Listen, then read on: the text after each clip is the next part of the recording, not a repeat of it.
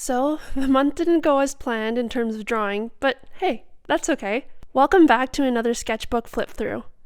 This month, I tried to get better at drawing portraits by studying Samdoesarts' beautiful drawings. As much as I would have loved to be able to draw and render portraits just like him, I found a different style instead. Yes, most of it by fluke, but nonetheless, I'm happy with how this month's drawing challenge worked out for me. As much as I tried to learn his style, I know that I could never really get it down because A, I need to put in way more foundational work like anatomy, understanding light and shadows, and other classical drawing skills before I can really break them. And B, I realized that I really like drawing little creatures. Shout out to my friend Jarrett, who left a comment in my first video to draw them. Thanks for the encouragement, man. I do think this month's drawing challenge made me a better drawer, and even though I have a long way to go, I think I'm starting to understand my style just a little bit better. Unrealistic and slightly bizarre creatures. Enjoy the flip through! Alright, so starting off with this week, I wanted to make a guy, not just the same thing over and over again. Now, in order for me just to get a little bit more interested, I wanted to make kind of like a story. So for this one, I kind of beat him up. Sorry, dude. Gave him a little bit of a scratch on his cheek and then swelling on his chin. Not sure how to do that realistically, but that's okay. In this, I made his head like the figure and him being kind of like an idol that he wants to become, because I really think that when you have someone that you idolize, it's something that you want to identify with. So I just made it a little bit more obvious there, and it says, "Keep going, kid." And then with this dark spot here, I wanted to make a staff, making him a little bit more magical and fun, but in order for me to do that, I would have had to draw on his head, and I didn't feel like doing that. Wanted to keep him a little bit more at the forefront. And then here it got a little crazy. I tried to make another head, got a little crazy with the eyes, so then I just needed to kind of complement that with the rest of him. And then it kind of grew into this quilty pattern because I wanted to try to just see what it would be like with his head, kind of like that pattern. And then I tried getting into a different perspective, but honestly, I just needed a reference because it's a lot more complicated, and I want to see more of like how to properly angle the eyes. I didn't get too much into it this week because I didn't have that much time to draw, but I don't know, it's in the step of the right direction, I guess. And then this one was not. It was a little bit scary, creepy looking. I tried to replicate what I had done over here. That was not the case.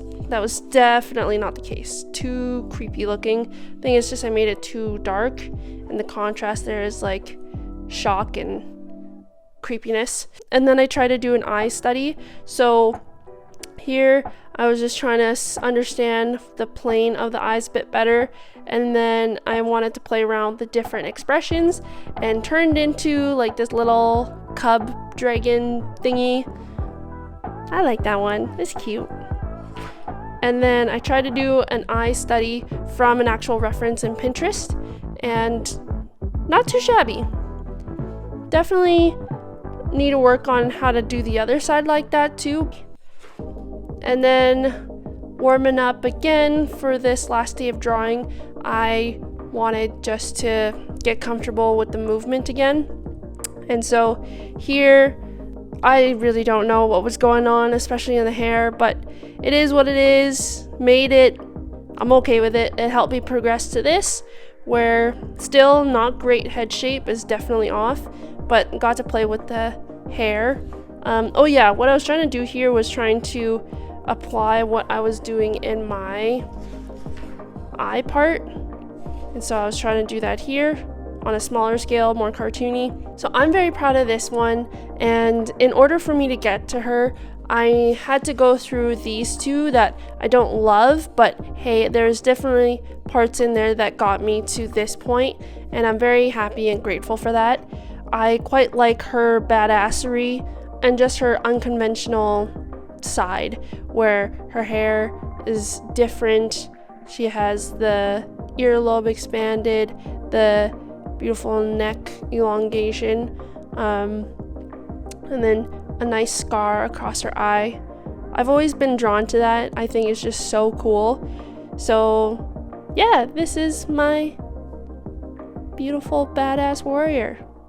I hope you enjoyed the flip through. I know there was like a bunch of other creatures versus what I was supposedly setting myself out for, but I mean, hey, that's progress, right?